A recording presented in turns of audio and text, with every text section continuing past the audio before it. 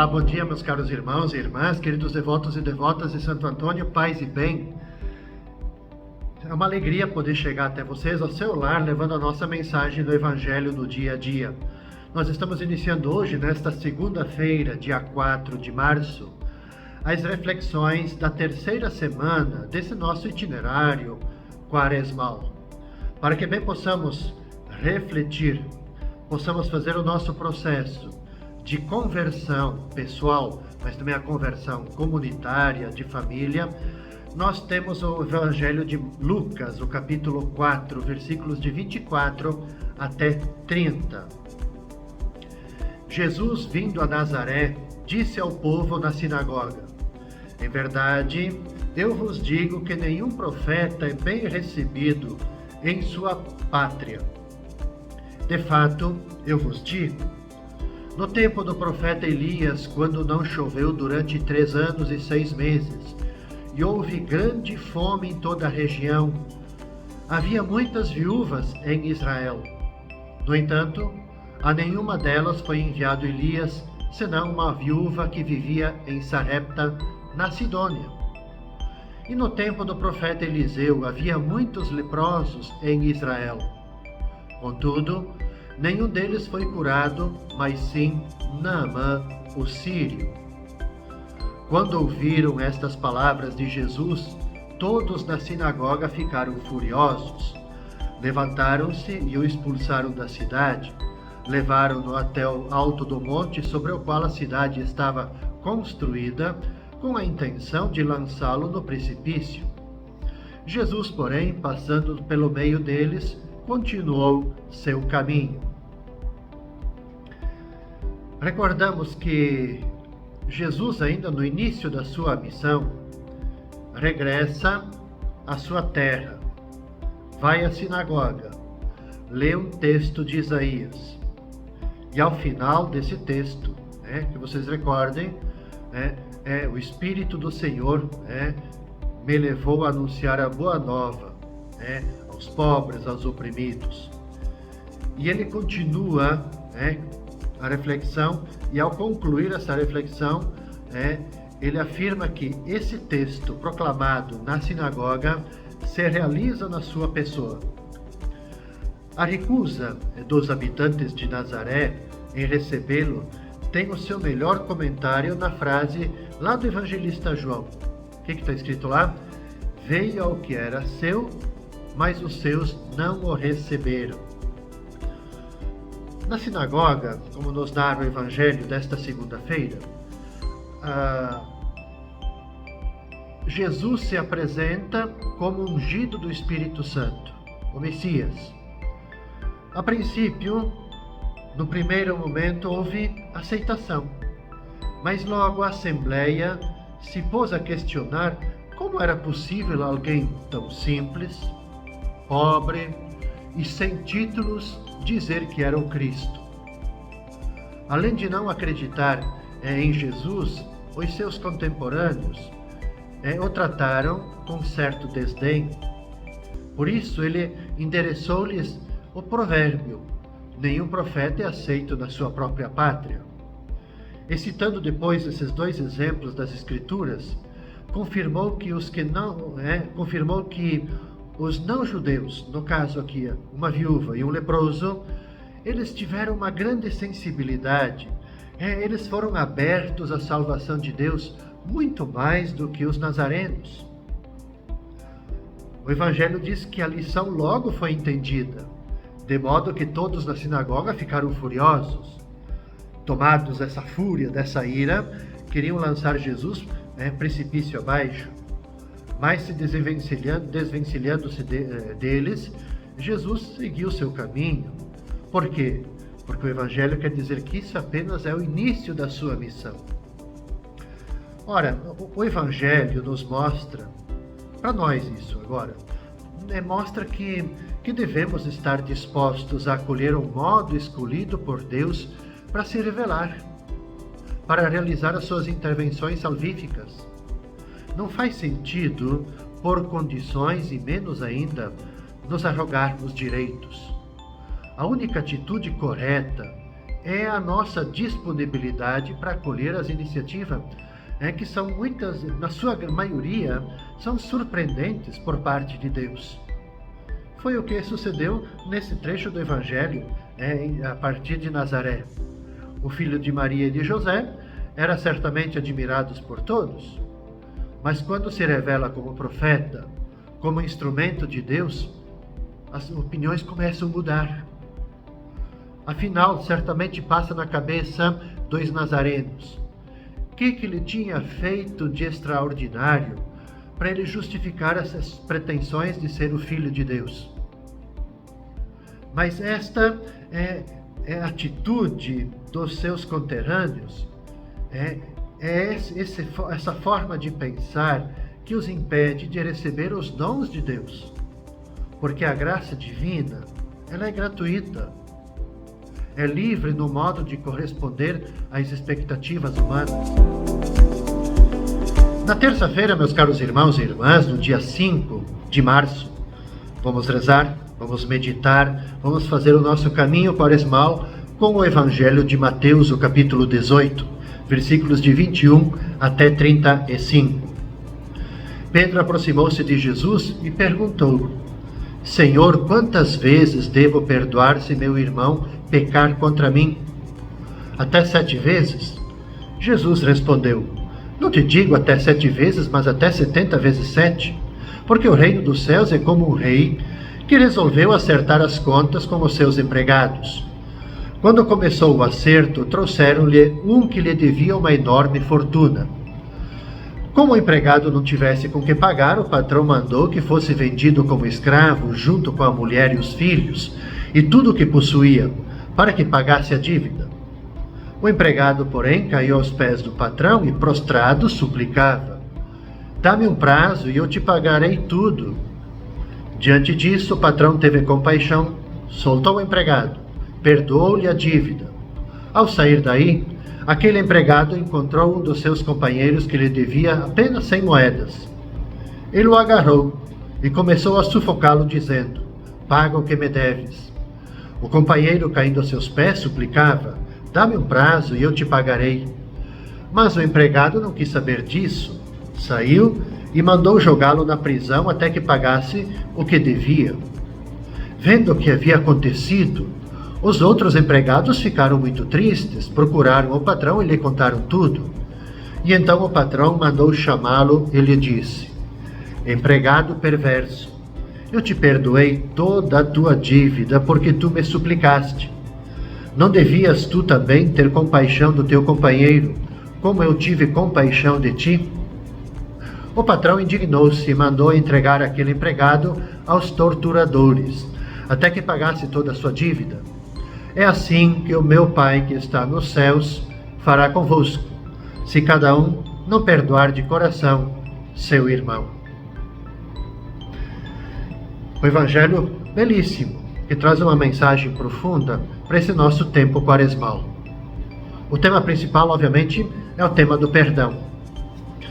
O que o Evangelho nos inspira? Que o perdão deve ser, primeiro, não um ato, mas é uma atitude que se mantém durante toda a vida e diante de qualquer ofensa. Por isso que a expressão 70 vezes 7, nós aprendemos, quer dizer que é preciso perdoar sempre. Não é uma contabilidade, uma vez, 2 vezes. A vingança, o que faz Jesus? Jesus opõe o perdão. A exigência do revide, ele opõe a atitude da reconciliação, além de qualquer fronteira. Assim, o perdão revela-se como uma experiência, digamos assim, subversiva. Por quê?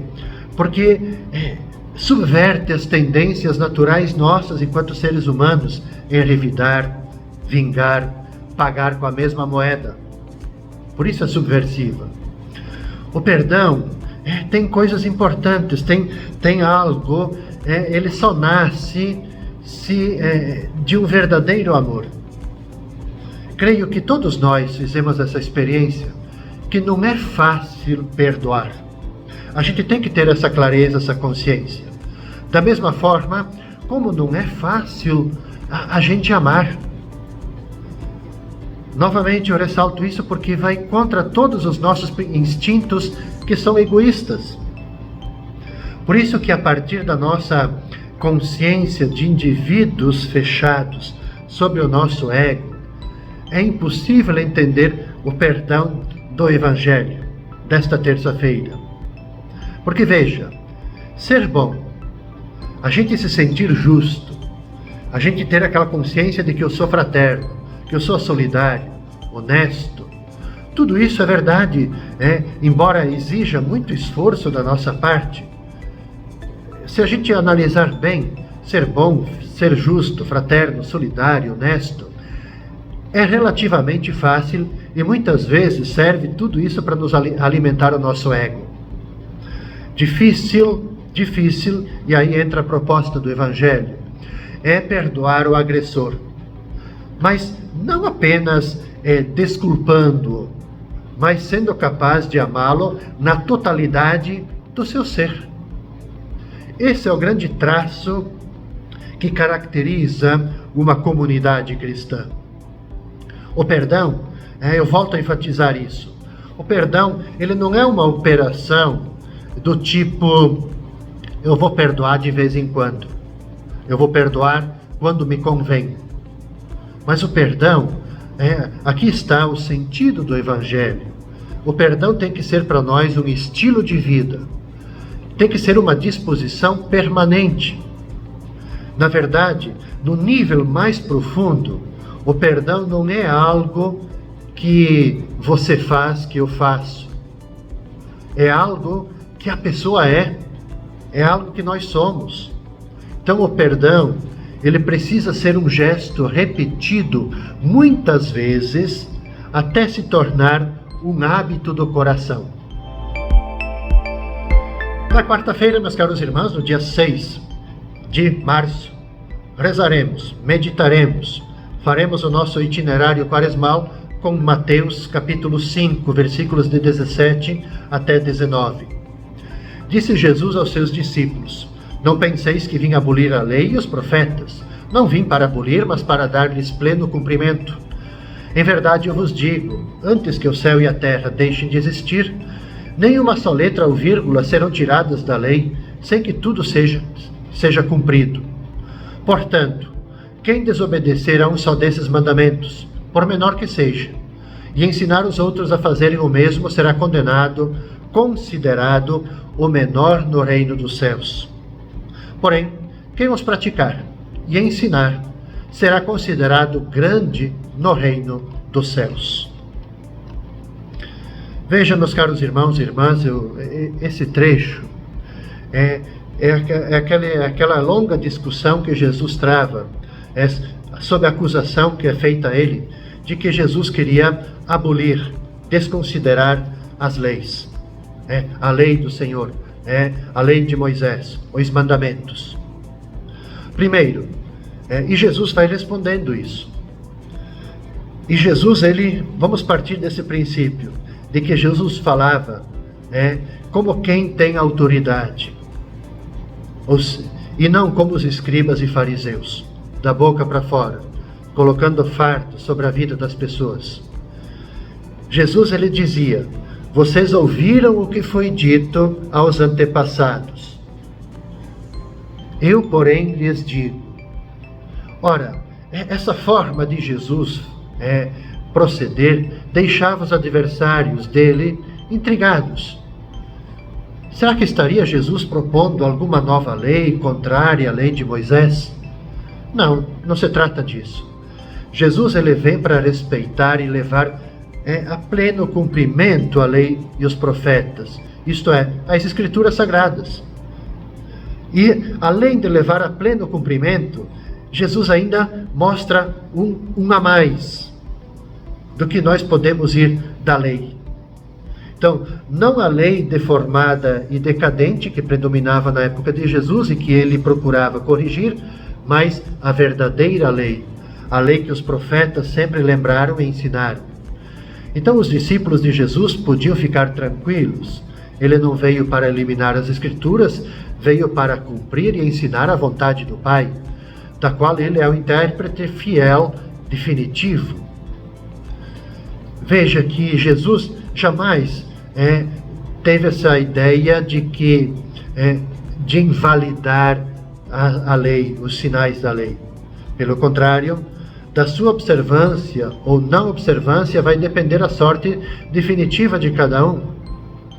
De fato, na lógica oriental, ser considerado mínimo significa ser excluído.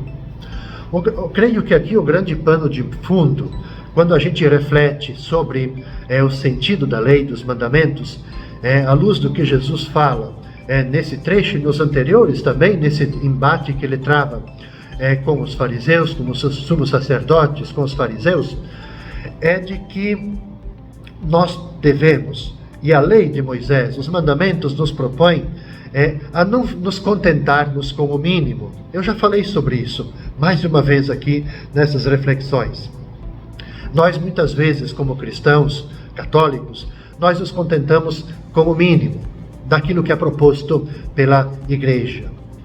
É aquilo que a gente chama da ética dos mínimos. A gente se contenta à luz dos mandamentos, a gente diz assim, eu não matei ninguém, está tudo bem, estou cumprindo a lei.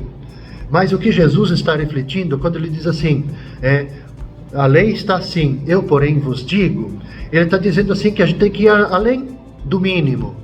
Ele está dizendo que, além de não matar e que não devemos, eu não posso ficar cultivando dentro de mim sentimentos de ódio, de violência. Eu tenho que eliminar tudo isso de dentro de mim. Ou seja, isso que se chama de a gente buscar o mais, de ir além da lei. Então eu não posso me contentar somente com o mínimo. Eu vou à missa uma vez por semana e assim está bem. Eu confesso uma vez por ano, assim está bom.